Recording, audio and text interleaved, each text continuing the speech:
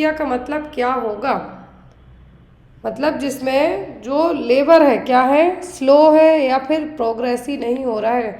आपने यदि hospital duty की होगी तो सुना होगा कि कुछ आगे प्रोग्रेस देखने को नहीं मिल रही है और टाइम लग सकता है। तो क्या होगा? Abnormal labour, normal labour, functional labour या फिर ऑपरेटिव लेबर क्या कहलाएगा? डिस मतलब जो वर्ड जुड़ा है डिस का मतलब होता है कुछ ना कुछ गलत है, एबनॉर्मल है। टोकिया का मतलब है यहाँ पे लेबर। तो नॉर्मल लेबर का मतलब यदि हम बात करें होता है यूटोकिया। क्या होगा? यूटोकिया। एबनॉर्मल का मतलब होता है डिस्टोकिया। तो यहाँ पर जो नॉर्मल और एबनॉर्मल की बात की गई है तो यहाँ पे कहा है कि डिस्टोकिया एक एबनॉर्मल लेबर है जिसमें जो सिचुएशन डेवलप होगी कि जो लेबर की जो प्रोग्रेस होनी चाहिए, प्रोग्रेस का मतलब सर्वाइकल डायलेटेशन होना चाहिए, बेबी का एक्सपल्सन होना चाहिए, मतलब आगे को सर्विक्स डायलेट होगी तभी जाके आगे की प्रोग्रेस होगी। तो वो चीज़ें बहुत ज़्यादा स्लो है या फिर आगे प्रोग्रेस हो ही नहीं रही है, तो वो कहलाता है क्या? डिस्टोकिया। क्या कहलाएगा? डिस्टोकिया। EU वर्ड कहीं पर भी कभी जुड़ जाए मतलब क्या है? नॉर्मल चीज़ है। EU खासकर जो आपने एनाटॉमी, फिजियोलॉजी या फिर कुछ साइंस सिम्टम पढ़ते हैं उसमें तो U जुड़ जाए मतलब नॉर्मल है। यूटोकिया मतलब नॉर्मल लेबर और डिस्टोकिया मतलब एबनॉर्मल लेबर। अब इसके जो एडवांटेज डिसएडवांटेज दोनों हो सकते हैं। डिसएडवांटेज तो ये होगा कि मान लीजिए सर्विक्स स्लोली डायलेट हो रही है। सर्विक्स के स्लो डायलेट होने के कारण जो बच्चा, जो गर्भ में जो बच्चा है, फीटस है, उसकी भी कभी कभी क्या हो सकती है, जो बच्चे को दम घुटने के कारण उसकी डेथ भी हो सकती है। मान लीजिए सर्विक्स बहुत स्लो डायलेट हो रही है, एमनियोटिक फ्लूइड पूरा लीक हो जाए तो भी बच्चे की जान जा सकती है, माँ को भी खतरा होगा। तो ये सब क्या है? एबनॉर्मल लेबर के कारण होने वाले कॉन्सिक्वेंस और प्रॉब्लम्स। नेक्स्ट वन है यहाँ पर, in India which one is the following is the first referral unit. तो भारत में जो पहली फर्स्ट रेफरल यूनिट है वो कौन सी है? Sub centre, primary health centre, community health centre या regional hospitals? First referral unit पूछी है, पहली रेफरल यूनिट होती है क्या? CHC। जो यहाँ पर इनिशियल स्टार्टिंग होती है हॉस्पिटल्स की वो होती है सब सेंटर से। किससे? सब सेंटर, फिर प्राइमरी हेल्थ सेंटर, फिर कम्युनिटी हेल्थ सेंटर। तो फर्स्ट रेफरल मतलब क्या है यहाँ पर? Community health centre. जो कि जनता के हिसाब से हम बात करें कि कितना जनता में एक रहेगा तो एक सब सेंटर होता है। प्लेन एरिया 5000 जनता है, यदि हिली ट्राइबल है तो 3000। PHC की बात करें हम तो 30,000। जो प्लेन एरिया है, उबड़ खाबड़ जगह हैं तो वहाँ पे 20,000 में। और कम्युनिटी हेल्थ सेंटर जिसको फर्स्ट रेफरल यूनिट कहा गया है तो 1,20,000 क्या है यहाँ का पॉपुलेशन नॉर्म से प्लेन एरिया में, 80,000 जो पहाड़ी एरिया है। अब हेल्थ वर्कर को कितने पे रखा जाएगा? तो जो 5,000 और 3,000 सब सेंटर वाला रेशियो है उसी रेशियो पे हेल्थ वर्कर को है, जो एक हेल्थ वर्कर को वहाँ पे रखा जाएगा। Next one, mycobacterium tuberculosis and vibrio cholera were identified by. यहाँ पे देखिए विथ ईयर्स के लिखे हैं कि जो माइकोबैक्टीरियम ट्यूबरक्लोसिस है और विब्रियो कोलेरा है कब आइडेंटिफाई किए गए? वैन हेमटोस, रॉबर्ट कोच, लुइस पास्चर या फिर वैन ल्यूवेनहॉक ने किसने माइकोबैक्टीरियम ट्यूबरक्लोसिस और विब्रियो कोलेरा दोनों की खोज की है? तो वो थे रॉबर्ट कोच। कौन थे? रॉबर्ट कोच, जिन्होंने माइकोबैक्टीरियम ट्यूबरक्लोसिस और vibrio cholera, mycobacterium tuberculosis TB के लिए रिस्पॉन्सिबल बैक्टीरिया है, विब्रियो कोलेरा कोलेरा के लिए rice water stool classical sign है, गंदे खाने पीने से होगा, ड्रग यूज़ की जाती है टेट्रासाइक्लिन। तो ये बेसिक क्वेश्चन है, एग्जाम में आपको आते ही आते हैं। तो माइकोबैक्टीरियम ट्यूबरक्लोसिस और विब्रियो कोलेरा की जो खोज करने वाले साइंटिस्ट थे वो कौन थे? Robert Koch. कौन थे? Robert Koch. Next one, inactivated polio vaccine is known as. तो इनएक्टिवेटेड पोलियो वैक्सीन कौन सी है इसमें से? साल, 7 दोनों या फिर कोई नहीं? तो इनएक्टिवेटेड पोलियो वैक्सीन की यदि बात की जा रही है यहाँ पर तो वो होगी साल। 7 ओरल पोलियो वैक्सीन है। OPV की बात करें हम तो वो क्या है यहाँ पर? OPV है 7 और जो इनएक्टिवेटेड है वो क्या है? साल। इसको आप साग भी पढ़ सकते हैं। अगला क्वेश्चन है, बहुत ही इंपॉर्टेंट क्वेश्चन है। Grey baby syndrome seen in infants characterised by progressive abdominal distension, pallor, cyanosis and vasomotor collapse 3 to 4 days are associated with used of. तो बच्चे का कलर कैसा होगा? ग्रे कलर का होगा। बच्चे का कलर ग्रे कलर का होगा, इन्फेंट का। तो यहाँ पर जो इसको जो नाम दिया गया है वो क्या होगा? Grey baby syndrome. ये जनरली प्रोग्रेसिव एब्डोमिनल डिस्टेंशन होगा, साइनोसिस होगा, बच्चा ब्लूइश टाइप का होगा, वैसोमेट्रिक कोलैप्स भी हो सकता है। तो इनमें से वो कौन सी ड्रग है जिसको 3 से 4 दिन यूज़ करने के बाद ही बच्चे में ये कंडीशन डेवलप हो सकती है? सल्फाडाइजिन, क्लिंडामाइसिन, क्लोरेम्फेनिकोल या फिर वैंकोमाइसिन। कौन सी ड्रग से बच्चे की ऐसी कंडीशन हो सकती है जिसको कहा गया है ग्रे बेबी सिंड्रोम? बच्चा ग्रे टाइप का होगा, साइनसिस होगा, वैसोमोटर कोलैप्स हो सकता है। तो वो ड्रग है यहाँ पर एक एंटीबायोटिक ड्रग क्लोरेम्फेनिकोल। क्या होगी? क्लोरेम्फेनिकोल को बच्चे में देने के कारण एक जो बहुत ही रेयर लेकिन होने वाला साइड इफेक्ट है वो क्या है? Grey baby syndrome. वैंकोमाइसिन से होता है जनरली रेड बेबी सिंड्रोम या फिर रेड मैन सिंड्रोम। जो बॉडी पे क्या होंगे? रेड टाइप के चकत्ते आ जाएंगे या फिर पूरी बॉडी रेडिश टाइप की दिखेगी, तो वो होता है वैंकोमाइसिन के कारण। लेकिन क्लोरेम्फेनिकोल के कारण क्या होगा? Grey baby syndrome. Next one, under NRHM who will be the link person between community and health care services. तो NRHM के तहत कौन सा लिंक पर्सन है कम्युनिटी और हेल्थ केयर सर्विसेज के बीच का? TBA, ANM। TBA का मतलब होता है ट्रेंड बर्थ अटेंडेंट। यहाँ पर आपको पूछा जा सकता है trained birth attendant. ANM auxiliary nurse midwife, ASHA activate, social health activist, anganwadi worker. तो जो एक लिंक पर्सन होता है NRHM के तहत कम्युनिटी और हेल्थ केयर सर्विसेज के बीच में वो होती है आशा वर्कर। 1000 पॉपुलेशन के बीच में इनको अपॉइंट किया जाता है। लोकल एरिया की होना चाहिए, 18 साल से जो मिनिमम एज लिमिट 18 है और पढ़ी लिखी होना चाहिए। वहाँ की जो लोकल लैंग्वेज है वहाँ का उनको ज्ञान होना चाहिए। Next one, during active management of active labour injection ergometrine is contraindicated in which of the following condition. तो जो एक्टिव मैनेजमेंट है लेबर की तो इसमें एर्गोमेट्रिन दिया जाता है, लेकिन एक इस केस में नहीं देना है।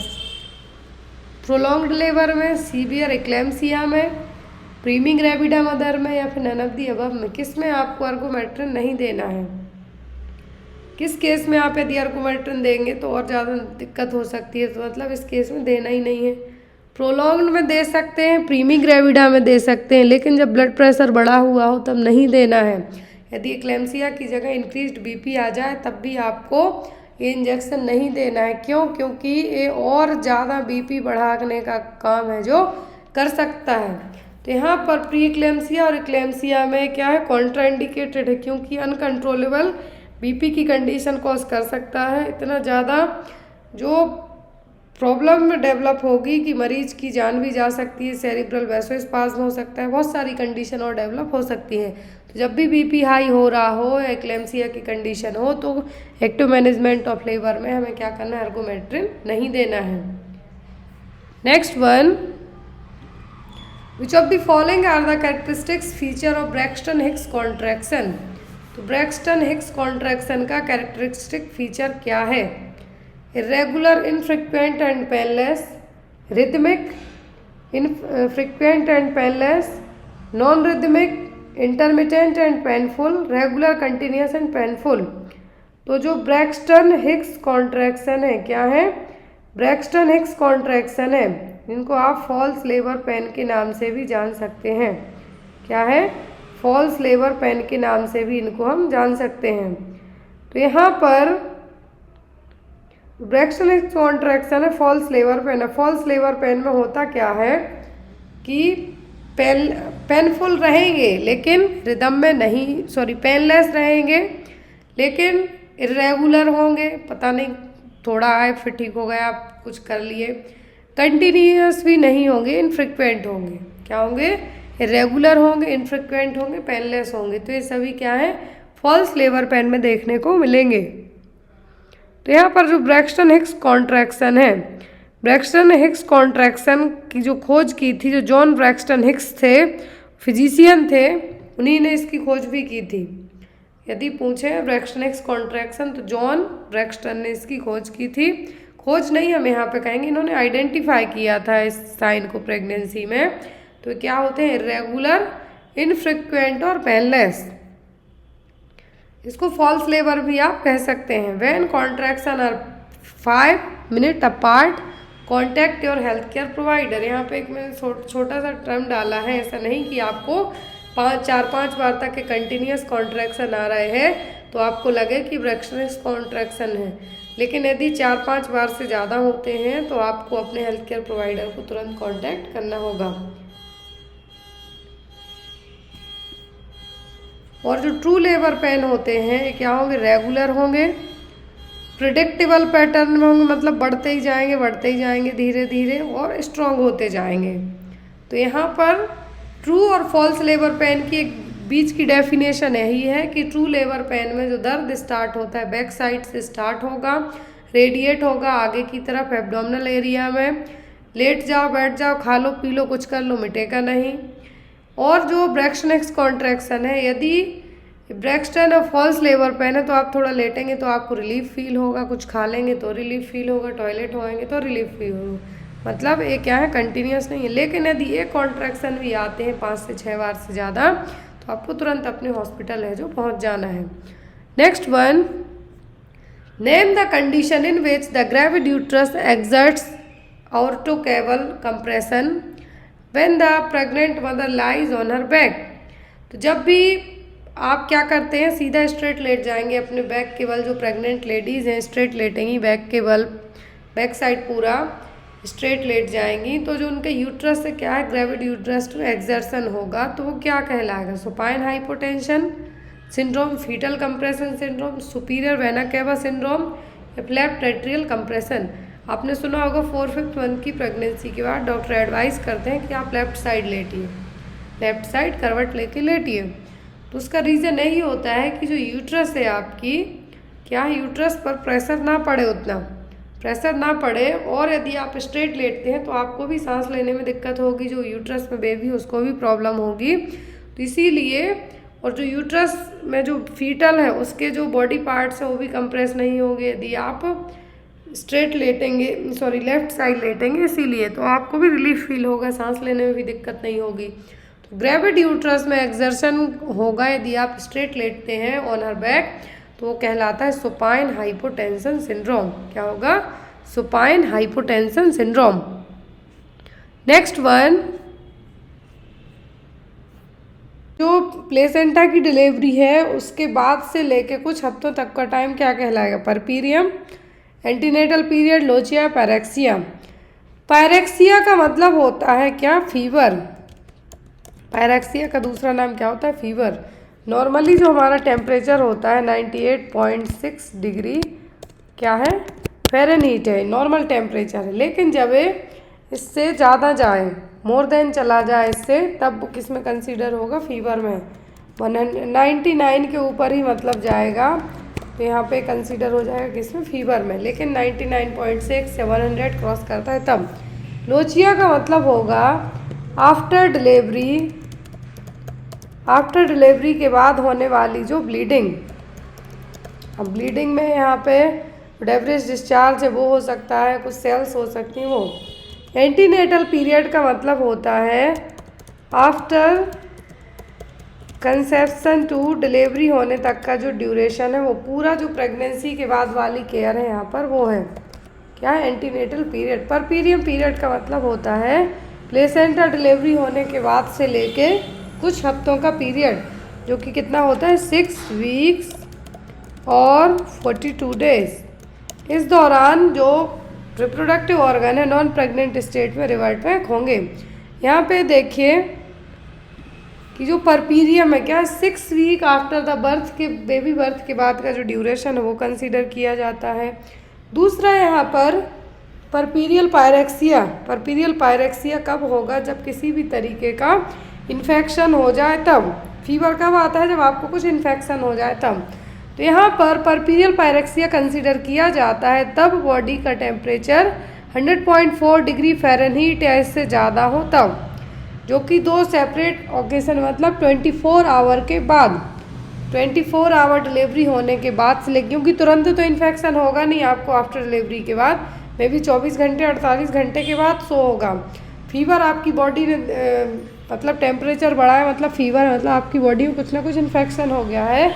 आफ्टर द डिलीवरी के बाद जो यदि आपको फीवर आता है 24 घंटे के बाद या 48 घंटे के बाद, उसको परपीरियल पायरेक्सिया में कंसीडर किया जाएगा। और यहाँ पर परपीरियल पायरेक्सिया के रीजंस क्या हो सकते हैं, कारण क्या हो सकते हैं? एक तो सेप्सिस हो गया, मास्टाइटिस हो गया, या कुछ इन्फेक्शन हो गया, यूटीआई हो गया, या फिर सिजेरियन सेक्शन के दौरान जो इंसिजन वगैरह लगाया वहाँ पर इन्फेक्शन हो गया। इन सब रीजंस इन सब कारणों से भी क्या है, परपीरियल पायरेक्सिया है जो हो सकता है। अब यहाँ पर परपीरियम की स्टेज होती हैं जो एग्ज़ाम में बहुत आती हैं। परपीरियम पीरियड में होता क्या है कि जो reproductive organ non pregnant stage में रिवर्ट बैक होते हैं, जो कि 42 दिनों का या फिर 6 वीक का ड्यूरेशन रखा जाता है। तो यहाँ पर यूट्रस तो नॉर्मल रिवर्ट बैक होगी, कितना यूट्रस नॉर्मल रिवर्ट बैक होगी, जो नॉर्मली नॉन प्रेग्नेंट स्टेट में यूट्रस का वजन होता है 60 ग्राम तक, उतने तक क्या होगी, रिवर्ट बैक होगी। शुरुआती फर्स्ट वीक में बहुत फास्ट तरीके से रिवर्ट बैक होगी, मतलब वापस से है जो। तो यहाँ पे 3 स्टेज होती हैं इसकी परपीरियम पीरियड की। इमीडिएट मतलब कि first 24 hour after the parturition, parturition का मतलब होता है चाइल्ड बर्थ। क्या होगा? चाइल्ड बर्थ, बच्चे के जन्म के बाद के जो शुरुआती 24 घंटे हैं वो पीरियड कहलाता है क्या? Immediate puerperium. और यहाँ पर दूसरा होता है अर्ली, मतलब फर्स्ट वीक। अर्ली का मतलब क्या होगा कि शुरुआती 24 घंटे का हो गया, वो हो गया इमीडिएट। अर्ली का मतलब है कि फर्स्ट वीक है जो, वो कहलाएगा। रिमोट का मतलब होगा 6th वीक। क्या है? 6th वीक, जिसमें पूरी यूट्रस जेनाइटल ऑर्गन है जो पूरे नॉन प्रेग्नेंट स्टेज में रिवर्ट बैक हो जाए। तो यदि आपको पूछें कि शुरुआती परपीरियम स्टेज तो वो कहलाती इमीडिएट, दूसरा 1 हफ्ते वाली तो वो है अर्ली, और तीसरी जिसमें 6 वीक का जो कंप्लीट है वो क्या कहलाएगा? Remote puerperium. ये question remote puerperium I think MPCHO के एग्जाम में है जो आ चुका है। अब यहाँ पर जो immediately after the birth, immediately after the birth है जो यूट्रस का वजन जनरली 1100 ग्राम तक पहुंच जाता है नॉन प्रेग्नेंट स्टेज में, सॉरी प्रेगनेंसी स्टेज में 60 ग्राम से, क्योंकि एक्सपेंड होगी, मस्कुलर ऑर्गन है। तो यहाँ पर 500 ग्राम तक तो क्या है 1 week after the birth, 300 gram 2 week after the birth, 6 week में 50 ग्राम पे वापस आ जाएगी। लेकिन यहाँ पर तुरंत ही इमीडिएटली आफ्टर बर्थ है जो 1000 ग्राम है, यूट्रस का वजन क्या होता है? घटता है। क्यों? फीटस बाहर आ जाएगा, प्लेसेंटा बाहर आएगा, और जो एमनियोटिक फ्लूइड और मेम्ब्रेन है वो सब बाहर आने के कारण 1000 ग्राम तो तुरंत घट जाता है। और जो अदर वेट पड़ा हुआ होता है वो भी विदिन 6 वीक में क्या हो जाएगा? नॉर्मल हो जाएगा। अगला क्वेश्चन है यहाँ पर, A 63-year-old patient is seen for routine examination. An excoriated 2 centimeter lesion is found on her left labium majora, which she states has been present for at least 3 months. What is the next best step in the management of this patient? Labium majora क्या है यहाँ पर? Labium majora 63 साल की old client है, routine examination के लिए आई। उसके लेबियम मेजोरा पर क्या है? 2 सेंटीमीटर के लीजन्स हैं, और उसका कहना है कि उसको लास्ट 3 मंथ से हैं। तो यहाँ पर आपका पेशेंट के लिए मैनेजमेंट क्या होगा? Prescribe hydrocortisone cream, schedule colposcopy, perform excisional biopsy, या फिर प्रिस्क्राइब बोरो सोल्यूशन सॉक्स। क्या करेंगे आप?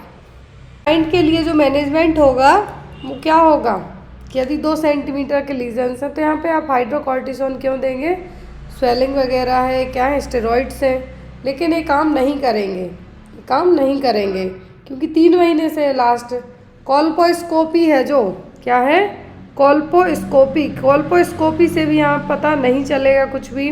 जो कॉल्पोस्कोपी टेस्ट जनरली सर्विक्स को प्रॉपर विजुअलाइज करने के लिए किया जाएगा। लेकिन लेबिया मेजोरा पर, लेफ्ट लेबिया मेजोरा पर यदि ये क्या है लीजन्स हैं, तो यहाँ पर आपको बेस्ट वो फाइंड आउट क्या होगा, बायोप्सी, कि किसी भी तरीके का एक कैंसर ग्रोथ तो नहीं हो रही है। तो यहाँ पे क्या किया जाएगा, एक्सीजनल बायोप्सी करके है जो वहाँ के टिश्यू कलेक्ट किए जाएंगे उनकी स्क्रीनिंग की जाएगी। तो यहाँ पर क्या करेंगे आप, परफॉर्म एक्सीजनल बायोप्सी। और यहाँ पे आपको इस तरीके से, ये रहा लेबिया मेजोरा जो आउटर पार्ट है, और लेबिया माइनोरा जो कि क्लाइटोरिस का जो हिस्सा ही है, ऊपर से नीचे की तरफ आएंगे तो क्लाइटोरिस का हिस्सा ही है। तो यहाँ पर यदि कुछ लीजन्स वगैरह होते हैं तो कैंसर स्क्रीनिंग करवाई जाएगी। किसकी, कैंसर स्क्रीनिंग करवाई जाएगी। अब आती है आपको एक और बर्थोलिन ग्लैंड। बर्थोलिन ग्लैंड से आपको एग्जाम में क्वेश्चन आते हैं। ये generally posterior part of the labia के यहाँ पे क्या रहेगी, प्रेजेंट रहेगी। और इसमें भी यदि कभी इस ग्लैंड के इधर यहाँ पे रहेगी, दोनों साइड जो वेजाइना की दोनों साइड रहती है कि ग्लैंड, यदि यहाँ पे किसी भी तरीके की सिस्ट हो जाए या पेनफुल एब्सिस बन जाए तो वो कहलाती है बर्थोलिन सिस्ट। और एक ग्लैंड का काम क्या होता है, ड्यूरिंग द इंटरकोर्स, और जो लेबिया माइनोरा है, लेबिया मेजोरा है यहाँ पर, या फिर हम ये कह सकते हैं कि वेजाइनल एरिया में लुब्रिकेशन के लिए हेल्पफुल रहेगी। तो ड्यूरिंग द इंटरकोर्स से एक म्यूकस भी रिलीज करती है जो कि लुब्रिकेशन का काम करेगा। तो यहाँ पर बर्थोलिन सिस्ट रहेगी। तो छोटी छोटी ग्लैंड है दोनों साइड, वेजाइना के दोनों साइड क्या रहेंगी, प्रेजेंट रहेंगी। लेकिन यदि इनमें कुछ पेनफुल या फिर हम ये कह सकते हैं कि एब्सिस फॉर्मेशन हो जाए या गठान टाइप से बन जाए तो उसको सिस्ट का नाम दिया जाता है। और इसके लिए भी यदि नॉर्मली ठीक नहीं होती तो एक्सीजन करके इसको भी रिमूव किया जाता है। नेक्स्ट क्वेश्चन है, विच of the following is the most common benign neoplasm of the cervix and endocervix. Most common benign मतलब ना फैलने वाला, एक होता है क्या मेटास्टैटिक और दूसरा होता है बिनाइन।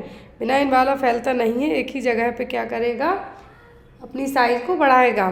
न्यूप्लाज्म में सर्विक्स और एंडोसर्विक्स का पॉलिप्स, लियोमायोमा, नेबाथियन सिस्ट, एंडोमेट्रियोसिस या फिर गार्टनर डक्ट सिस्ट क्या कहलाएगा।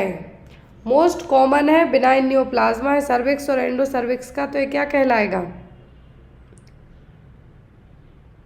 तो यहाँ पर इसके लिए जो नाम यूज़ किया जाएगा वो क्या होगा, वो होगा पॉलिप्स, क्योंकि मोस्ट कॉमन बात की गई, क्या होगा, पॉलिप्स। क्या कहलाएगा, ये कहलाएगा आपका पॉलिप्स। पॉलिप्स मतलब कि कॉमन है, बिनाइन है मतलब फैलेगा नहीं है, तो ये क्या कहलाएगा आपका, ये कहलाएगा पॉलिप्स। जो गार्टनर डक्ट है, क्या है, गार्टनर सिस्ट डक्ट है, ये अलग तरीके से है। इसमें जो फॉर्मेशन होगा गार्टनर सिस्ट डक्ट में, सिस्टिक लीजन्स होंगे जो कि वेजाइना के यहाँ पे बनेंगे। कहाँ पर, वेजाइना के यहाँ पर बनेंगे। नेक्स्ट वन, तो यहाँ पे आपका आंसर क्या होगा, polyps. Next one is drug of choice to treat alcohol withdrawal symptom is. कौन सी मेडिसिन यूज़ की जाएगी अल्कोहल विड्रावल सिम्टम के लिए। अल्कोहल विड्रावल सिम्टम का मतलब है कि जो लोग शराब पी रहे हैं उनकी शराब स्टॉप कर दी गई है, क्या है, उनकी शराब को स्टॉप कर दिया गया है। आफ्टर दैट जो सिम्टम बनेंगे बॉडी में, जो विड्रावल सिम्टम बनेंगे, उनको ट्रीट करने के लिए कौन सी ड्रग अपनाई जाएगी, नेलोक्सोन, डाइसल्फ्राम, एसिटामिनोफेन या फिर क्लोरथियाजेपोक्साइड। एक चीज़ याद रखें, डाइसल्फ्राम और कोई अदर ड्रग हो तो आपको कंफ्यूज नहीं होना है। जो एल्कोहल के लिए एज अ डिटरेंट मतलब छुड़वाने में हेल्प करेगी, क्या है, जो डिटरेंट ड्रग है वो होगी डाइसल्फ्राम। लेकिन यहाँ पर विड्रावल सिम्टम के लिए बात की गई है तो वो क्या होगी, क्लोरडाइजेपोक्साइड। क्या होगा, क्लोरडाइजेपोक्साइड। और जो एल्कोहल विड्रावल के कारण कॉमन सिम्टम होता है यहाँ पे आपका एग्जाम में पूछा जाता है, होता है डेलिरियम ट्रिमर्स। क्या होगा, डेलिरियम ट्रिमर्स। यहाँ पर ये ट्यूब दी हुई है, कौन सी ट्यूब है, Linton Blakemore tube, Sengstaken Blakemore tube, NG tube या फिर none of the above. Image based question आपको मे बी एसजीपीजीआई में आ सकते हैं, यदि इनके साथ हैं तो आप रेडी रहिए। तो यहाँ पर ये जो ट्यूब दी हुई है कौन सी ट्यूब है, ये ट्यूब है सेंगस्टन ब्लैकमोर ट्यूब। कौन सी, सेंगस्टन ब्लैकमोर ट्यूब। यहाँ पे आपको दिख रहा है कि इसमें दो इन्फ्लेशन है, गैस्ट्रिक एस्पिरेशन है। यहाँ पर इस ट्यूब को इस तरीके से यूज़ किया जाता है। एक है ईसोफेगल बलून, दूसरा है गैस्ट्रिक एस्पिरेशन और तीसरा है गैस्ट्रिक बलून। तो यहाँ पर ये यूज़ कब किया जाएगा, जब यहाँ पर आपको या तो ईसोफेगस में या फिर स्टमक में बहुत ही स्लो ब्लीडिंग हो रही है, उसको रोकने के लिए या फिर उसको स्टॉप करने के लिए सेंगस्टन ब्लैकमोर ट्यूब है जो यूज़ किया जाएगा। और यहाँ पर the bleeding is typically caused by gastric और ईसोफेगल वेरिसेस। जनरली जब कुछ ऑब्स्ट्रक्शन हो रहा हो तब ये ब्लीडिंग या तो होगी, तो यहाँ पर इसी ब्लीडिंग को रोकने के लिए सेंगस्टन ब्लैकमोर ट्यूब है जो यूज़ की जाती है। नेक्स्ट है यहाँ पर आपका question, MR vaccination campaign is for which age group. तो जो MR वैक्सीनेशन कैंपेन होता है किस एज ग्रुप के लिए जो मीजल्स और रूबेला वैक्सीन दी जाएगी। ऑप्शन में है यहाँ पर आपको 9 month, between 16 to 18 month, between 9 month and less than 15 year, या फिर बिटवीन 6 मंथ टू 18 मंथ। तो जो MR वैक्सीन का कैंपेन है, क्या है, MR वैक्सीन का जो कैंपेन है ये किस एज ग्रुप के लिए है, between 9 month and less than 15 year के लिए। इसके लिए 9 महीने से लेके 15 साल तक की एज ग्रुप के लिए। तो यहाँ पर आपका आंसर क्या होगा, ऑप्शन नंबर सी। तो जो यहाँ पर MR वैक्सीन कैंपेन की एज ग्रुप आपको कभी भी एग्जाम में आती है 9 month to less than 15 year of age group, जिसको MR वैक्सीन का एक ही डोज है जो दिया जाता है।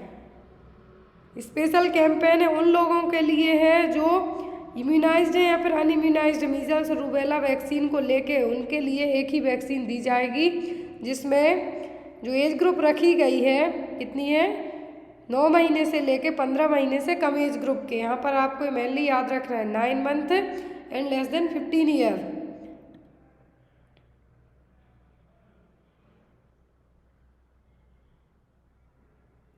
Next one, submerged portion of the iceberg represent. तो सबमर्ज्ड पोर्शन है जो आइसबर्ग का क्या रिप्रेजेंट करेगा, undiagnosed case, clinical cases, dead cases या फिर ट्रीटेड केसेस।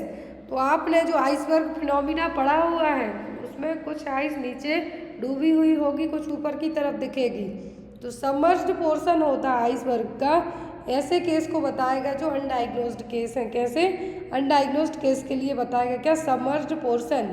और जो फ्लोटिंग टिप्स है, क्या है, फ्लोटिंग टिप्स है, ऐसे केस बताएगा जो फिजिशियन ने देखे हुए हैं, चेक किए हुए हैं, वो केस बताएगा कौन, फ्लोटिंग टिप। लेकिन सबमर्ज्ड पोर्शन ऐसे केस बताएगा जो अनडायग्नोज्ड केस है या फिर कैरियर्स है या फिर सब क्लिनिकल केसेस, मतलब जिसमें सिम्टम ही पता नहीं चल रहे हैं, तो कैसे हैं, अनडायग्नोज्ड केस।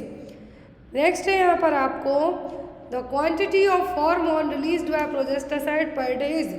प्रोजेस्टेसाइड हार्मोनल 3rd जनरेशन की हार्मोनल कॉन्ट्रासेप्टिव डिवाइस है। अब इससे पर डे कितना हार्मोन रिलीज होगा, 25 म्यूजी, 45 म्यूजी, 65 म्यूजी या फिर 85 म्यूजी। ये क्वेश्चन आपको कई बार पढ़ाया गया है, कई बार आपको ये क्वेश्चन पढ़ाया गया है कि प्रोजेस्टेसाइड पर डे कितना हार्मोन रिलीज करेगी, प्रोजेस्टेरोन हार्मोन रिलीज करती है पर डे कितना, 65 म्यूजी। Option number C, प्रोजेस्टेसाइड per day 65 म्यूजी hormone release करेगी। 3rd जनरेशन IUCD है। यहाँ पर जो इसमें क्या होगा, 38 mg प्रोजेस्टेरोन होता है। टोटल प्रोजेस्टेरोन यदि पूछा जाता है प्रोजेस्टेसाइड में तो इसमें 38 mg प्रोजेस्टेरोन हार्मोन रहेगा। कितना, 38 mg प्रोजेस्टेरोन रहेगा सिलिकॉन ऑयल रिजर्वर के साथ में। यहाँ पर इसमें 38 mg क्या रहेगा, 38 mg प्रोजेस्टेरोन, लेकिन एक दिन में 65 mg प्रोजेस्टेरोन रिलीज करेगी। इसका जो मैकेनिज्म ऑफ एक्शन है, मतलब किस तरीके से प्रेगनेंसी को रोकेगी, thick plug of mucus at the cervical os. Cervical os के यहाँ पर ये थिक म्यूकस प्लग को बनाएगी, जिसके कारण स्पर्म पेनिट्रेट नहीं कर पाएगा। स्पर्म जब पेनिट्रेट नहीं करेगा तो फर्टिलाइजेशन भी नहीं होगा। इसका मेन मोड ऑफ एक्शन क्या होता है, थिक प्लग का फॉर्मेशन करना। नेक्स्ट वन है यहाँ पर, which of the following is true regarding RU486। RU486 का क्या लेके सही पॉइंट क्या है, it prevents the fertilisation, has affinity for oestrogen receptors, single dose of 10 mg prevents pregnancy 90% cases, या फिर कॉज डिलेड मेंस्ट्रुएशन। तो जो RU486 है इसका मेन यहाँ पे सही पॉइंट क्या है, तो जो RU486 है इसका मेन यहाँ पे सही जो पॉइंट पूछा गया है वो क्या है, आप लोग भी आंसर मार्क कीजिए कि सही आंसर यहाँ पे आपका क्या होगा। तो जो RU486 है क्या है, RU486 है फर्स्ट स्टेरॉइडल एंटी प्रोजेस्ट्रॉन है। क्या है, फर्स्ट एस्टेरॉइडल एंटी प्रोजेस्ट्रॉन है। इसका मेनली यूज़ ह्यूमन प्रेगनेंसी को इंटरप्ट करने के लिए या फिर अबॉर्शन के लिए यूज़ किया जाता है। तो यहाँ पर एज एन ऑप्शन के आप बात करते हैं तो आंसर आपका डी होगा। It can cause delayed menstruation. जो मीफेप्रोस्टोन है इसका दूसरा नाम क्या है, मीफेप्रोस्टोन, और R486 मेडिकेशन है। जनरली मीजोप्रोस्टॉल के साथ मिक्स करके प्रेगनेंसी को अवॉइड करने में यूज़ की जाती है, अबॉर्शन के लिए ये यूज़ की जाती है, जो कि 97% तक इफेक्टिव है। अब यहाँ पर यदि प्रेगनेंसी इनिशियल टाइम की हो तभी आप इसको अवॉइड कर सकते हैं। कहा है कि 63 डेज ऑफ प्रेगनेंसी हुए हैं तभी आप क्या कर सकते हैं, यहाँ पे अबॉर्शन कर सकते हैं। फिर यहाँ पर ये क्या करेगी, फर्टिलाइजेशन को प्रिवेंट करने का काम बिल्कुल भी नहीं करेगी। Does not prevent fertilisation. It has affinity for progesterone receptor. It blocks the action of progesterone on the endometrium and it prevents implantation by causing sloughing and shedding of decidua. और जो कि सिंगल डोज 10 mg का prevent करेगा pregnancy को 99.1 cases में। कितना, 99.1 cases में। अब यहाँ पर जो ऑप्शन दिए थे कि ये फर्टिलाइजेशन को प्रिवेंट करेगी तो ये बिल्कुल भी नहीं करेगी। इसके पास प्रोजेस्टेरोन को लेके एफिनिटी है कि ये इसके अगेंस्ट काम, प्रोजेस्टेरोन के अगेंस्ट काम करेगी। सिंगल डोज है जो इसका 10 mg का प्रेगनेंसी को प्रिवेंट नहीं करेगा। फिर यहाँ पर डिलेड मेंस्ट्रुएशन, तो यहाँ पर आपका जो सही आंसर होगा वो क्या होगा, delayed menstruation. Next one is which drug is relatively contraindicated in breast feeding. यदि कोई माँ अपने बच्चे को फीड कराती है, नर्सिंग मदर है, तो कौन सी मेडिसिन कॉन्ट्राइंडिकेट रहेगी, प्रोप्रेनॉल, सेफेलोस्पेरिन, जिडोविडिन या फिर सल्फोनाइल यूरिया। तो जो मेडिसिन कॉन्ट्राइंडिकेट होगी ब्रेस्ट फीडिंग में वो कौन सी होगी, तो होगी सल्फोनाइल यूरिया। कौन सी, सल्फोनाइल यूरिया, जो कि एंटी डायबिटिक ड्रग है और यहाँ पर डायबिटिक मेलाइटिस टाइप 2 को मैनेज करने में यूज़ की जाएगी। लेकिन ये ब्रेस्ट फीडिंग, यदि माँ अपने बच्चे को दूध पिलाती है तो उस केस में क्या होगी, कॉन्ट्राइंडिकेट रहेगी। Next one is Ramsay scale is use for the assessment of. बहुत ही अच्छा और प्यारा क्वेश्चन है, आपको एग्जाम में आ सकता है। रैमसे स्केल किसको असेस करने में यूज़ किया जाता है, सेडेशन को, पेन को, अराउजल को, कि ऑल ऑफ दी अबव को। तो जो रैमसे स्केल है किसको असेस करने में यूज़ होता है, तो यूज़ की जाती है सेडेशन के लिए। किसके लिए, सेडेशन के लिए। सबसे ज़्यादा कॉमन यूज़ होने वाली स्केल है Ramsay sedation scale. It divides patients level of sedation into 6 category. इसमें पूरा लेवल ऑफ सेडेशन को 6 कैटेगरी में डिवाइड किया जाता है। कितनी, 6 कैटेगरी में डिवाइड किया जाएगा, from severe agitation to deep coma तक। इसमें जो चीज़ें यूज़ की जाएंगी वो किस तरीके से, जो सेडेशन स्कोर होंगे वो कितने होंगे, 6 होंगे। Patient is anxious and agitated और रेस्टलेस और बोथ, तब एक स्कोर दिया जाएगा। पर्सन क्या है, नींद आ रही है उसको लेकिन नहीं भी आ रही है। दूसरे में कोऑपरेट ओरिएंटेड एंड ट्रैंक्विलाइज्ड, मतलब पर्सन को लग रहा है कि अब वो सो जाएगा, तो इसमें 2 स्कोर दिए जाएंगे। Patient response to commands only, जो भी चीज़ें आप कह रहे हैं उन चीज़ों को पेशेंट जब मान बस रहा है तो 3 स्कोर दिया जाएगा। Patient exhibit brisk response to light, glabellar tap और लाउड ऑडिटरी स्टिमुलस, जब पर्सन कुछ आप शोर शराबा करेंगे तब भी बहुत ही कम तरीके से रिस्पॉन्स करेगा, तो वो होगा 4 स्कोर आपका। फिर यहाँ पर पर्सन, कोई भी आपने बहुत ज़्यादा लाउड नॉइज़ किया है, कुछ भी किया, तब पर्सन बहुत ही इवन क्या है, रिस्पॉन्स कम ही देगा, ना कि बराबर देगा। जब पेशेंट कोई रिस्पॉन्स नहीं देगा मतलब पेशेंट क्या है, कम्प्लीटली सेडेस्ट हो चुका है। तो ये Ramsay sedation scale clear. 6 score यहाँ पे 6 पार्ट में इसको डिवाइड किया जाएगा सेडेशन को 6 कैटेगरी में, इसमें एजिटेशन से लेकर डीप कोमा तक, severe agitation to deep coma तक। Next and most important question, the neurotransmitter involved in the occurrence of obsessive compulsive disorder. आपको एक एग्जाम्पल याद होगा कि आप गेट लॉक करके आए, आप फिर से दोबारा से चेक करने जाएंगे कि आपने गेट लॉक किया है नहीं, तीसरी बार जाएंगे तो क्या ओसीडी है। फिर यहाँ पर ऑब्सेसिव कंपल्सिव डिसऑर्डर में कौन सा न्यूरोट्रांसमीटर डिस्टर्ब रहेगा? डोपामाइन, एपिनेफ्रिन, एसिटाइल कोलिन या फिर सेरोटोनिन। तो जो न्यूरोट्रांसमीटर डिस्टर्ब रहेगा ओसीडी में वो कौन सा होगा? वो होगा सीरोटोनिन। कौन सा? सीरोटोनिन। ऑब्सेसिव कंपल्सिव डिसऑर्डर एक मेंटल डिसऑर्डर है जिसमें पर्सन रूटीनली किसी भी काम को रिपीटेड करेगा, जिसको हम कंपल्सन करेंगे, कंपल्सन कहेंगे, और जो काम जो आइडियाज़ आपके दिमाग में आते हैं, थॉट्स आते हैं, तो वो ऑब्सेशन कहलाएगा। मान लीजिए आपको लग रहा है कि आपको गेट लॉक करने जाना है, गेट पहले से लॉक है, आपको लगता है कि दोबारा से आप गेट लॉक करने जा रहे हैं, तो आपके मन में थॉट आ रहा है कि गेट अनलॉक है, तो ये क्या हो गया? आपका ऑब्सेशन। जब आपने जाके फिर से गेट लॉक कर दिया तो हो गया आपका क्या? कंपल्सन। मतलब आपने वो काम जाके कर दिया। रूटीनली रिपीटेशन मतलब कंपल्सन, और certain thoughts in your mind, बार बार आपके दिमाग में कुछ थॉट्स आते हैं, तो वो है आपका ऑब्सेशन। यहाँ पर जो न्यूरोट्रांसमीटर डिस्टर्ब होने की बात हो रही वो है सीरोटोनिन। न्यूरोट्रांसमीटर देखिए कितने होते हैं? Adrenaline, noradrenaline, dopamine, serotonin, acetylcholine, GABA, glutamate और एंडोर्फिन्स। तो ये क्या है? न्यूरोट्रांसमीटर हैं। फाइट और फ्लाइट के लिए क्या है? एड्रेनालिन। क्या है? एड्रेनालिन। डोपामाइन है आपके प्लेजर के लिए। मूड न्यूरोट्रांसमीटर कहलाता है सीरोटोनिन। अब यहाँ पर हम बात करेंगे कि जो कुछ न्यूरोट्रांसमीटर हैं उनका यदि इम्बैलेंस होता है आपकी बॉडी में तो क्या होगा? यदि एसिटाइल कोलिन का लेवल आपकी बॉडी में बढ़ जाता है तब मरीज डिप्रेशन का शिकार हो जाएगा, घट जाएगा तो अल्जाइमर का। इसका यदि डिप्रेशन में पूछें तो हाई होगा क्या? Acetyl choline. कम होगा एसिटाइल कोलिन किसमें? अल्जाइमर वाले मरीज में। नॉरएपिनेफ्रिन का लेवल यदि बढ़ जाए, हाई हो जाए, तब मैनिया, एंजाइटी स्टेट और सिजोफ्रेनिया होगा। कम हो जाए तो डिप्रेशन। अब दो हैं जो फिर आता है सोमेटोस्टेटिन, हंटिंगटन डिसीज कॉज करेगा, बढ़ेगा, और घटता है तो अल्जाइमर्स। फिर आता है डोपामाइन बढ़ता है मैनिया में, सिजोफ्रेनिया में, कम होता है पार्किंसंस, अल्जाइमर्स में, डिप्रेशन में। सीरोटोनिन डिप्रेशन में इसका लेवल घटेगा, इसीलिए जो मेडिसिन दी जाती हैं वो किसके लिए दी जाती हैं? सीरोटोनिन के लेवल को हाई करने के लिए। मैनिया में इसके अपोजिट होगा।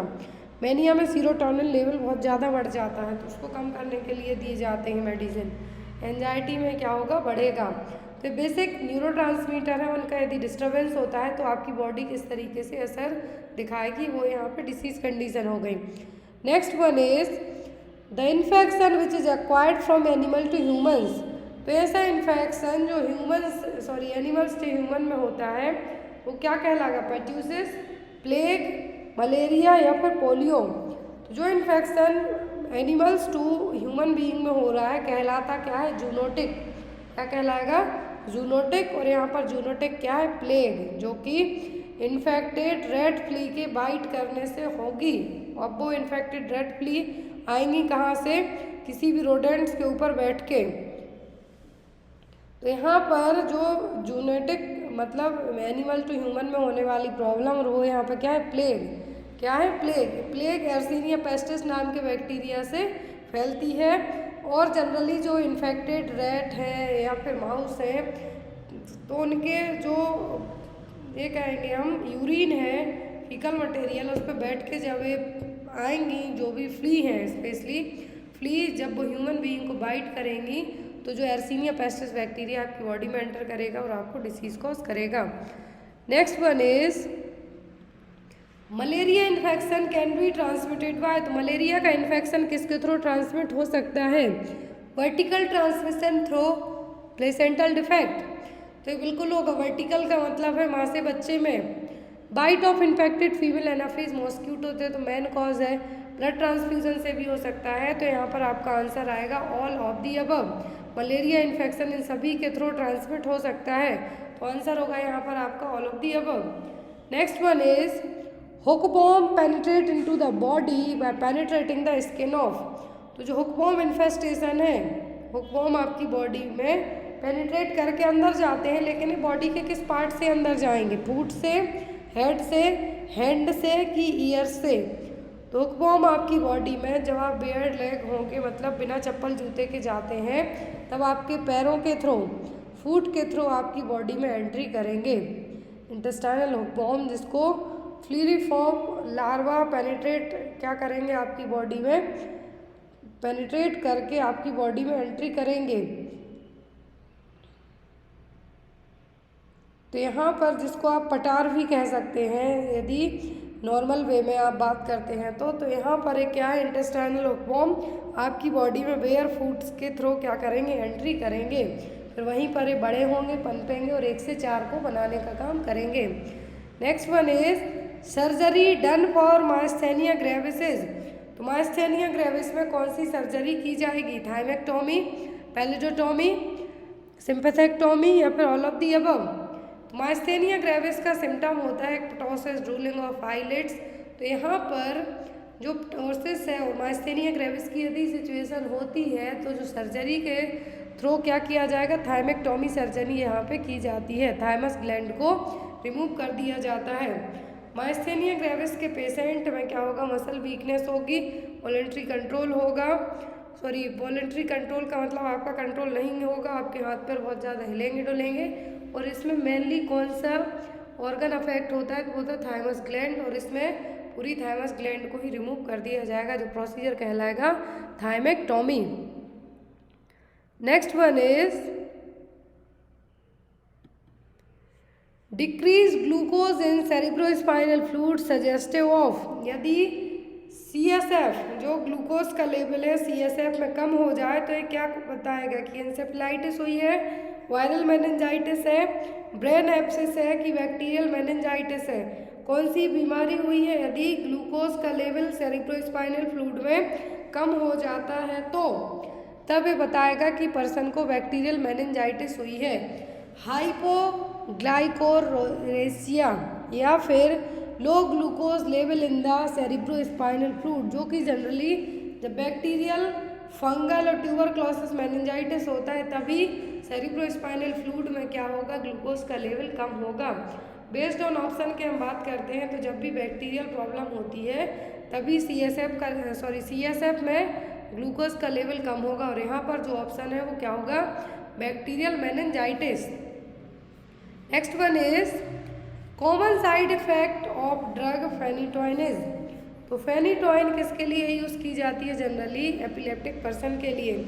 फेनिटोइन का जो साइड इफेक्ट है वो क्या? ब्लीडिंग गम, जिंजिवल हाइपरप्लासिया, गुस्गोनॉइड अपीयरेंस या फिर ऑल ऑफ दी अबव? तो साइड इफेक्ट कॉमन पूछा है फेनिटोइन का, वो होगा जिंजिवल हाइपरप्लासिया। क्या है? Over growth of gums tissue around the teeth. Gingival hyperplasia का मतलब क्या है? जो आपके गम्स टिश्यू है उसके चारों तरफ ज़्यादा ग्रोथ का होना। जो फेनिटोइन एक एंटी एपिलेप्टिक ड्रग है, इसके और अदर साइड इफेक्ट भी होते हैं। तो ये क्या है? हेडेक है, नोजिया, वॉमिटिंग, कॉन्स्टिपेशन, डिजीनेस है, फीलिंग ऑफ स्प्रिंग, ड्राउजीनेस, ये सब क्या है? इसके कॉमन कॉम्प्लिकेशन है। लेकिन इसका जो एज एन एग्जाम बेस्ड आने वाला कॉम्प्लिकेशन होता है, साइड इफेक्ट होता है, वो है जिंजिवल हाइपरप्लासिया। और ये जनरली मेडिसिन के अलावा यदि आप पुअर ओरल हाइजीन मेंटेन करके रखते हैं कुछ और मेडिकेशन के कारण, तब भी आपको हो सकता है। तो यदि हम फेनिटोइन की बात करें तो यहाँ पर जो साइड इफेक्ट होगा इस ड्रग का वो क्या होगा? जिंजिवल हाइपरप्लासिया, मतलब आपके दांतों के यहाँ पर जो मसूड़े हैं उनकी ग्रोथ ज़्यादा देखने को मिलेगी। Next is mask like face is the clinical feature of. तो मास्क लाइक फेस किसका क्लिनिकल फीचर है? मेंटल रिटार्डेशन का, पार्किंसंस डिसीज का, मल्टीपल स्क्लेरोसिस का कि ग्लिनवेयर सिंड्रोम का? तो मास्क लाइक फेस देखने को मिलता है किसमें? पार्किंसंस डिसीज में। इसमें पार्किंसंस डिसीज में।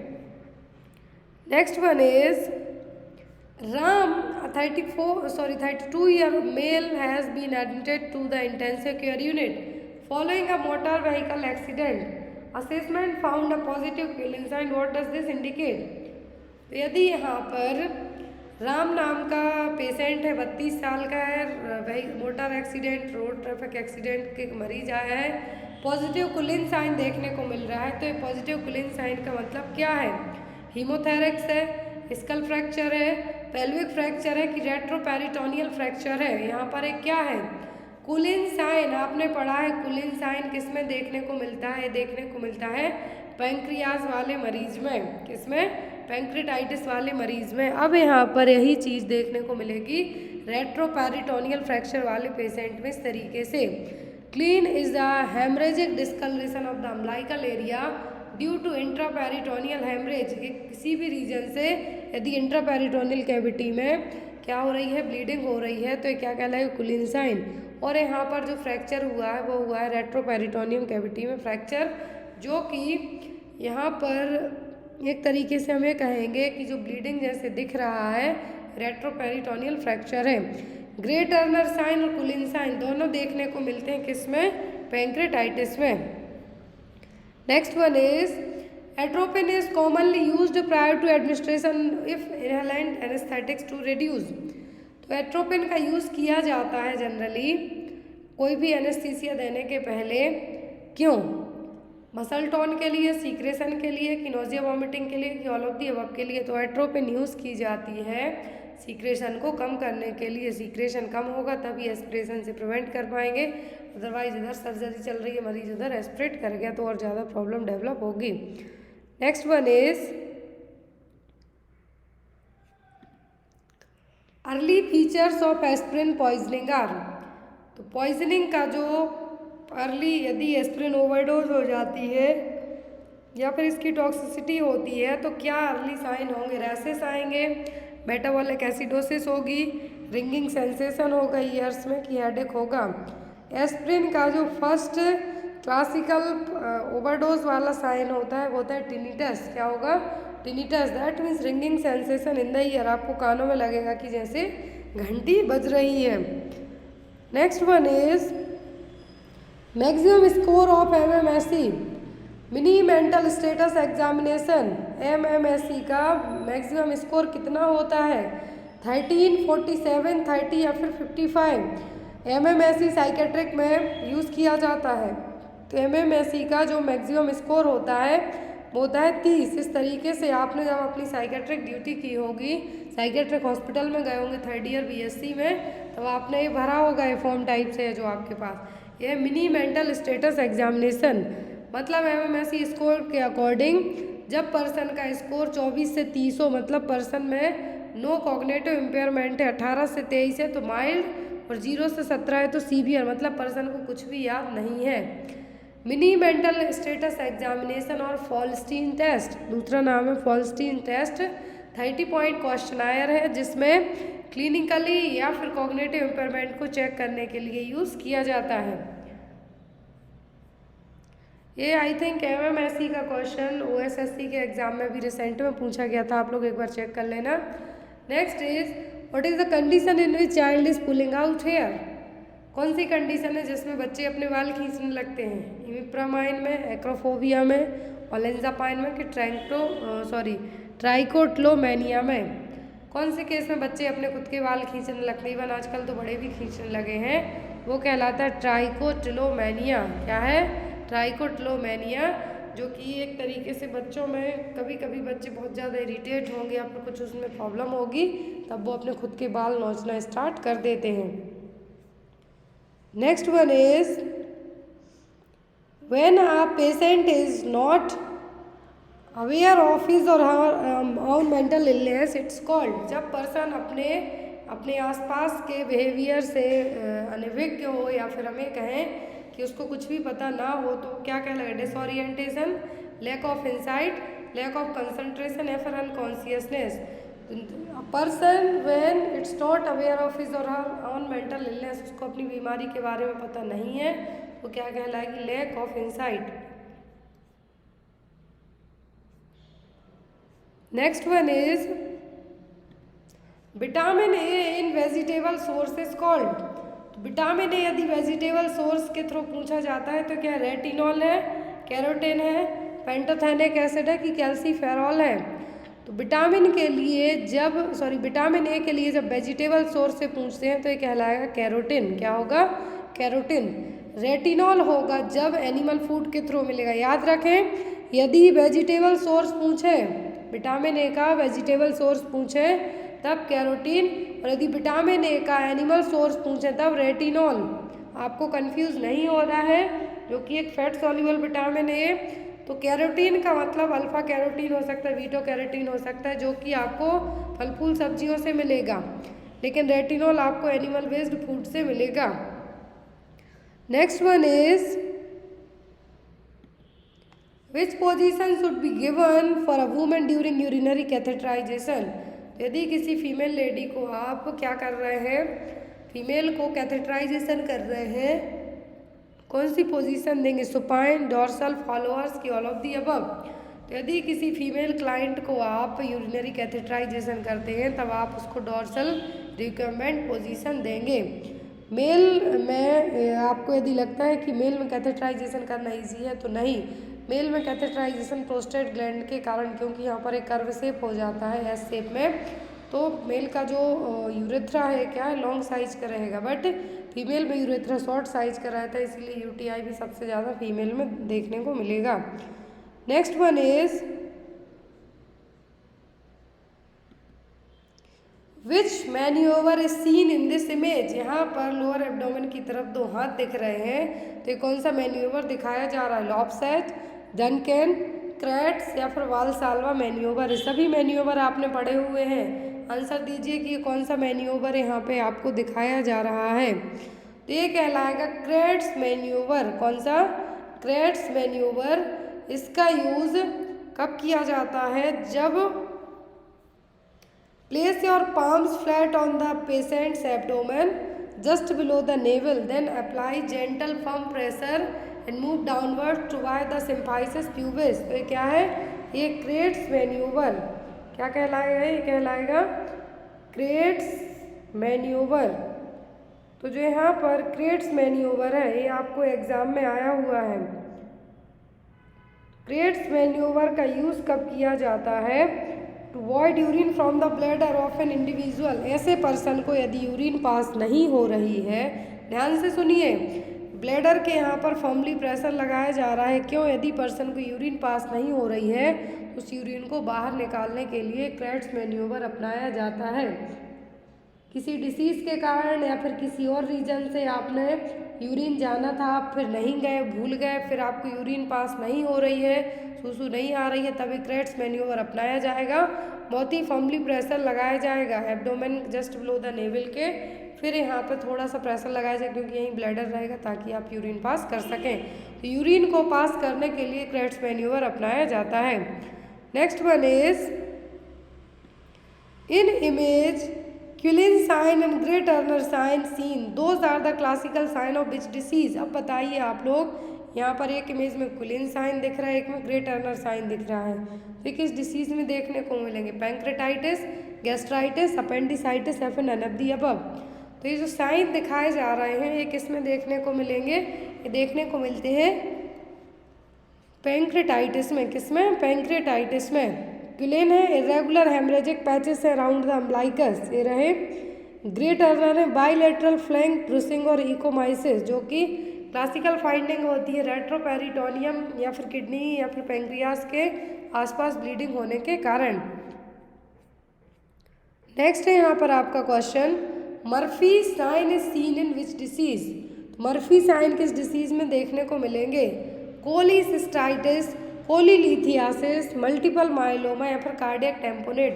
कार्डियक टेम्पोनेट का 3 ट्रायड साइन आपको एग्जाम में आता है, कोलीलिथियासिस और कोलिसिस्टाइटिस। तो कोलीलिथियासिस का मतलब होगा कि गॉल ब्लैडर में स्टोन का फॉर्मेशन होना।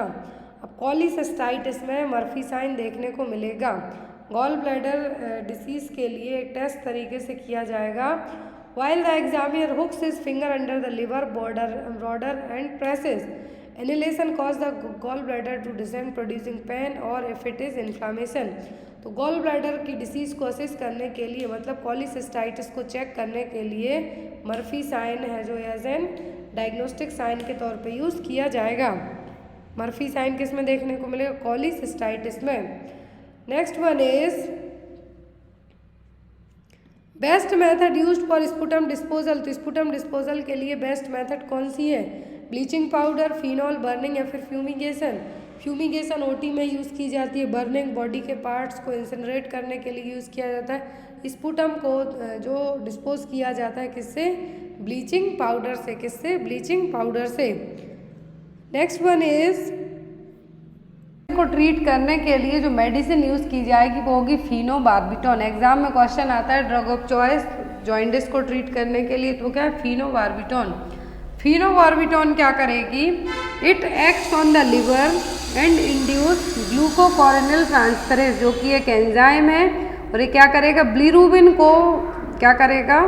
बिलिरुबिन को चेंज करेगा ऐसे फॉर्म में जो कि वायल के थ्रू बॉडी से रिमूव हो जाए। क्या करेगा? बिलिरुबिन का लेवल जो बढ़ा हुआ है उसको चेंज करने का काम करेगा ये एंजाइम, ग्लूकोकोरिनल ट्रांसफरेंस एंजाइम, जो कि बाइल के थ्रू बॉडी से रिमूव हो जाए। यदि ड्रग ऑफ चॉइस पूछे तो वो क्या है? फिनोबार्बिटॉन।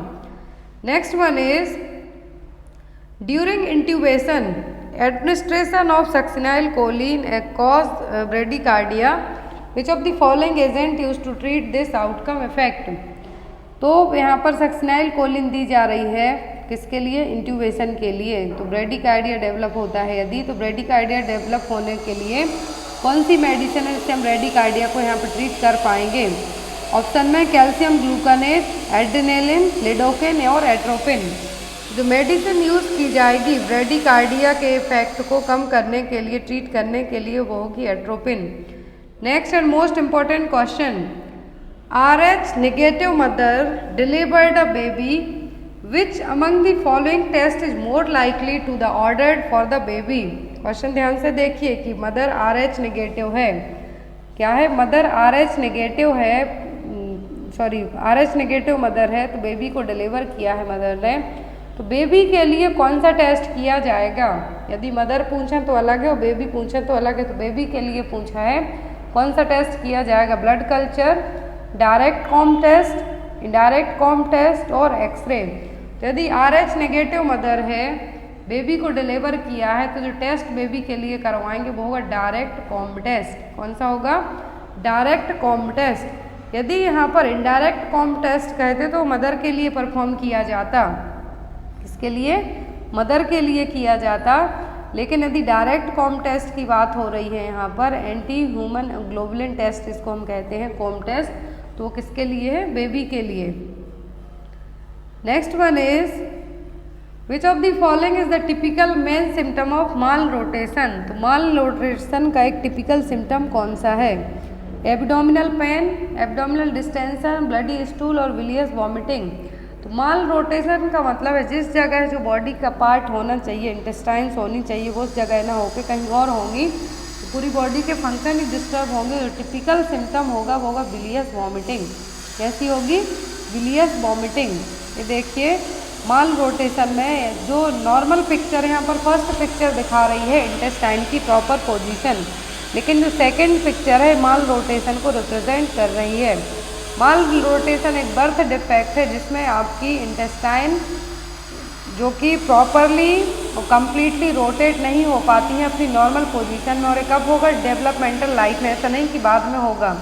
तो यहाँ पर जनरली और ये अर्ली प्रेगनेंसी में, around 10th week of pregnancy में जब डेवलपमेंट होता है इंटेस्टाइन का, उसी टाइम पर ये डेवलप हो जाती है। तो यहाँ पर माल रोटेशन का जो फर्स्ट और मेन साइन है वो क्या है? विलियस वॉमिटिंग। नेक्स्ट वन इज, और यदि इमेज आपको इस तरीके से दी जाए कि ये क्या है, तो यह malrotation. Next one is who are the beneficiaries of मुख्यमंत्री श्रमिक सेवा प्रसूति सहायता योजना। तो मुख्यमंत्री श्रमिक सेवा प्रसूति सहायता योजना के बेनिफिशियर दैट मीन्स लाभार्थी कौन है? Women with mental issue, menopausal women, pregnant women above the age of 18 years, women with the inability to bear a children. तो मुख्यमंत्री श्रमिक सेवा प्रसूति सहायता योजना, प्रसूति का मतलब होता है प्रेगनेंसी। क्या होगा? प्रेगनेंसी। तो प्रसूति सहायता योजना, मुख्यमंत्री श्रमिक सेवा प्रसूति सहायता योजना की जो लाभार्थी हैं ऐसी प्रेग्नेंट वुमेन जिनकी एज 18 साल से ज़्यादा हो। तो यहाँ पर जो 2022 के तहत जो यहाँ पर मध्य प्रदेश की योजना है एक्चुअल में, तो यहाँ पर प्रेग्नेंट वुमेन जिनकी एज 18 साल से ज़्यादा हो उनके लिए ये जो योजना लाई गई थी प्रधानमंत्री मातृ वंदना योजना, प्रधानमंत्री प्रसूति सहायता योजना, तो यहाँ पर प्रथम और द्वितीय किस्त के रूप में 3-3 हज़ार रुपये है जो दिए जाते हैं, टोटल 3 हज़ार रुपये दिए जाते हैं। तो यहाँ पर प्रथम और द्वितीय किस्त के रूप में 3 हज़ार रुपये का भुगतान किया जाएगा और जो शेष बचे हुए 1 हज़ार रुपये रहेंगे जो श्रमिक सेवा प्रसूति सहायता योजना के तहत वुमेन को दिए जाएंगे। Next one is primary complex in chest X-ray is the characteristic feature of. Primary complex और गॉन फोकाई दोनों एक ही टर्म है, किसमें देखने को मिलेंगे? चेस्ट एक्सरे करवाएंगे तो निमोनिया में, एम्पायमा में, ब्रोंकियोलाइटिस में या फिर ट्यूबरक्लोसिस में। तो प्राइमरी कॉम्प्लेक्स और गॉन्स फोकाई किसमें देखने को मिलते हैं? ये देखने को मिलते हैं ट्यूबरक्लोसिस के पेशेंट का जब चेस्ट एक्सरे किया जाता है तो ग्रेन्युलोमा टाइप से, कॉम्प्लेक्स टाइप से दिखाई देगा। तो इसके लिए क्या कहा गया? गॉन्स फोकाई और primary complex typically in the middle और lower zones of the lungs. जो लोअर जोन्स रहेगा लंग्स का या फिर मिडिल लंग्स में यहाँ पर ये देखने को मिलेंगे। और ये जनरली या तो प्लूरल इफ्यूजन के कारण भी हो सकते हैं या फिर तो इनका मेन रीजन होगा, मेन किस डिसीज़ में देखने को मिलेंगे। तो आपको एग्जाम में या तो गॉन्स फोकाई देखने को मिलेगा और primary complex. Next one is serological and which test commonly are used in diagnosis of rabies. तो रेबीज है जो टेस्ट है यहाँ पर कौन से टेस्ट से है जो प्रॉपर तरीके से हम फाइंड आउट कर सकते हैं, डायग्नोस कर सकते हैं? सीरोलॉजिकल और कौन सा टेस्ट किया जाएगा? हेमेटोक्रेट, इन्यूलिन क्लियरेंस, ऑस्कल्टेशन और मॉलिकुलर टेस्ट। ये क्वेश्चन MPNHM में आया था। तो सीरोलॉजिकल और जो यहाँ पर मॉलिकुलर टेस्ट है दोनों रेबीज को डायग्नोस करने में किए जाते हैं। डायरेक्ट फ्लोरेसेंट एंटीबॉडी टेस्ट भी हम जिसको कह सकते हैं कि रेबीज वायरस के जो एंटीजन है आपके ब्रेन टिश्यू में प्रेजेंट तो नहीं है, उसके लिए टेस्ट किए जाते हैं। Next one is which of the following is not a national health programme. तो इनमें से नेशनल हेल्थ प्रोग्राम कौन से नहीं हैं? National programme for control of blindness and visual impairment, national tobacco control programme, national oral health programme, national programme for prevention and control of deafness. तो यहाँ पर आपका आंसर होगा जो यहाँ पर अब option A, B, C, D दिए हैं कि A बस है कि B है या नहीं है। तो यहाँ पर क्वेश्चन है not a national health programme, तो यहाँ पर आपका आंसर होगा नन ऑफ दी अबव, क्योंकि ये सभी क्या है? नेशनल हेल्थ प्रोग्राम है। यहाँ पर जो national programme for control of blindness and visual impairment है तो ये 1975 में लॉन्च किया गया था। फिर दूसरा है national programme for prevention and control of deafness, तो 2006 से 2007 में एज अ पायलट प्रोजेक्ट के तहत इसको लाया गया था। फिर आता है नेशनल टोबैको कंट्रोल प्रोग्राम जो कि 2007 टू 2008 के बीच में जो 11th 5 ईयर प्लान था, 11वीं पंचवर्षीय योजना थी, उसके तहत लाया गया था। और हम हर साल नेशनल टोबैको डे कब मनाते हैं? 31 मई को। Next is which of the following is the programme implemented by the government of India in 2014 to ensure immunization for children up to 2 year of age and the pregnant women। तो यहाँ पर government of India ने 2014 में एक programme लाया था। तो यहाँ पर उस प्रोग्राम का नाम क्या है? जो कि 2014 को लॉन्च की गई थी एंड यहाँ पर जो कि 2 साल के बच्चों प्रेग्नेंट लेडीज तक के लिए थी। तो वो कौन सी थी? मिशन इंद्रधनुष। क्या थी? मिशन इंद्रधनुष, जो कि 25 दिसंबर 2014 को लॉन्च की गई थी। देन आफ्टर यहाँ पर इंटेंसिफाइड मिशन इंद्रधनुष प्रोग्राम भी आया था 8 अक्टूबर 2017 को, इसके लिए मोदी जी ने लॉन्च किया था। फिर 2.0 आया था जो कि JP नड्डा ने यहाँ पर इसको लॉन्च किया था। जो 2.0 था और मिशन इंद्रधनुष प्रोग्राम के यदि यहाँ पर आपको सभी के गोल्स पूछे जाते हैं तो ये 2030 तक के लिए जो सस्टेनेबल डेवलपमेंट गोल अचीव करना है हमें प्रिवेंटेबल डिसीज़ को लेके, चाइल्ड डेथ को लेके, तो वो यहाँ पर किसके तहत है? मिशन इंद्रधनुष। मेन आपको मिशन इंद्रधनुष कब लॉन्च हुआ तो यहाँ पर लॉन्चिंग डेट याद रखना है 25 दिसंबर 2014। 2 साल तक की एज ग्रुप के बच्चे और प्रेग्नेंट वुमेन यहाँ पर कवर किए गए हैं। फिर इंटेंसिफाइड मिशन इंद्रधनुष प्रोग्राम आया, इसी को है जो मॉडिफाई करके लाया गया तो 8 अक्टूबर 2017 को। फिर यहाँ पर 2.0 डॉक्टर हर्षवर्धन ने इंट्रोड्यूस किया था मिशन इंद्रधनुष प्रोग्राम का 2.0। तो यहाँ पर भी कवरेज क्या रखी गई थी? जो 2 साल तक के बच्चे और प्रेग्नेंट वुमेन। अब यहाँ पर नेक्स्ट क्वेश्चन है the vaccination was first performed by, तो वैक्सीनेशन है जो पहली बार कब परफॉर्म किया गया, लुईस पास्चर के through, Alexander Fleming, madam Curie और एडवर्ड जेनर। तो फर्स्ट जो वैक्सीनेशन है, फर्स्ट टाइम वैक्सीनेशन कब किसके थ्रू करवाया गया, एडवर्ड जेनर। किसके through, Edward Jenner. First vaccine की खोज भी किसने की थी, एडवर्ड जेनर ने, जो कि स्मॉल पॉक्स के लिए 1798 में बनी थी। एग्जाम में क्वेश्चन आता है कि पहली वैक्सीन कौन सी, वो थी स्मॉल पॉक्स, और खोज किसने की थी, एडवर्ड जेनर ने। ओरल पोलियो वैक्सीन की डिस्कवरी किसने की थी, डॉक्टर अल्बर्ट सेविन ने। Next one is in mission Indradhanush all vaccine are covered except, mission Indradhanush में सभी वैक्सीन कवर्ड हैं किसी एक को छोड़कर, diphtheria, whooping cough, TB and PCV, that means pneumococcal vaccine. तो यहाँ पर मिशन इंद्रधनुष में पहले जो इंक्लूडेड वैक्सीन थी वो थी यहाँ पर, जो कि इम्यूनाइजेशन नेशनल इम्यूनाइजेशन शेड्यूल में इंक्लूडेड है, लेकिन जो नहीं इंक्लूडेड है वो कौन सी थी, पीसीवी, न्यूमोकोकल वैक्सीन। अब हम यहाँ पर बात करते हैं मिशन इंद्रधनुष का जो एम था कि 2 साल के एज ग्रुप के बच्चे, प्रेग्नेंट वुमेन। तो यहाँ पर पहले थी जो 7 प्रिवेंटेबल डिसीज़ हैं, वैक्सीन से प्रिवेंट करने वाली। मिशन इंद्रधनुष में रेनबो में टोटल 7 कलर होते हैं इंद्रधनुष में, तो वही यहाँ पर 7 डिसीज़ रखी गई थी, diphtheria, whooping cough, tetanus that means DPT, poliomyelitis, TB, measles, meningitis and hepatitis B. फिर यहाँ पर 4 वैक्सीन को और ऐड किया गया, पहले 7 थी जो टोटल पहले 7 रखी गई थी जो मिशन इंद्रधनुष प्रोग्राम बस था। फिर जैसे जैसे प्रोग्राम मॉडिफाई होते गया वैसे वैसे यहाँ पर वैक्सीन्स को भी ऐड किया गया। तो 7 के बाद यहाँ पर जो 4 वैक्सीन और ऐड की गई वो थी rotavirus for prevention of diarrhoea, measles and rubella and Japanese encephalitis and IPV यहाँ पर ऐड की गई। तो आफ्टर दैट 4 वैक्सीन और ऐड की गई। तो यहाँ पर टोटल जो अब यदि पूछते हैं तो पहले तो 7 थी, बट लेकिन नाउ-अ-डेज जब चेंज हुए मिशन इंद्रधनुष प्रोग्राम में तो टोटल 11 वैक्सीन है जो यहाँ पर इंक्लूडेड हैं।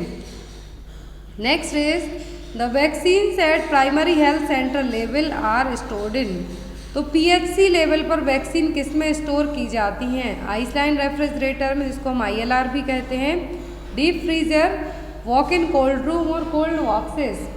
तो जो प्राइमरी हेल्थ सेंटर होते हैं, प्राइमरी हेल्थ सेंटर लेवल पर वैक्सीन को स्टोर किया जाता है आइसलैंड रेफ्रिजरेटर में। अब यहाँ पर आप स्क्रीनशॉट इसका ले सकते हैं जो स्क्रीन पे आपको दिख रहा है, क्योंकि एग्जाम में बहुत ज़्यादा हेल्पफुल है। और जो सेकंड चैनल है उस पर भी मैं आपको एक छोटे से टॉपिक के तौर पर ये चीज़ बेटर तरीके से एक्सप्लेन कर दूँगी। बट फिर भी जो पीएचसी लेवल यदि एग्जाम में आता है कि पीएचसी लेवल में वैक्सीन किस में स्टोर की जाती है, तो आइसलैंड रेफ्रिजरेटर में। टेम्परेचर होता है इसका 2 से 8 degree Celsius.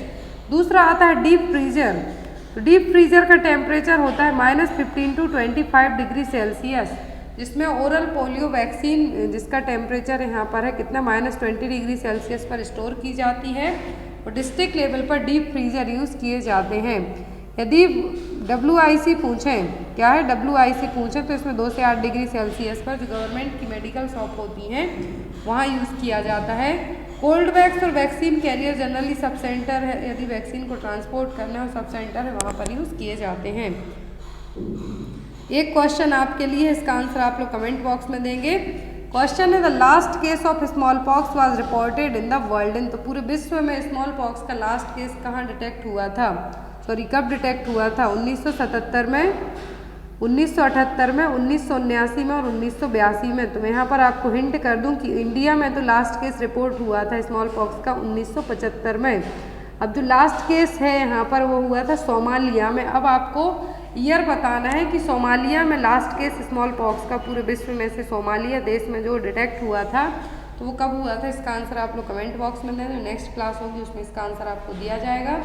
Thank you for watching us, bye bye, have a good day.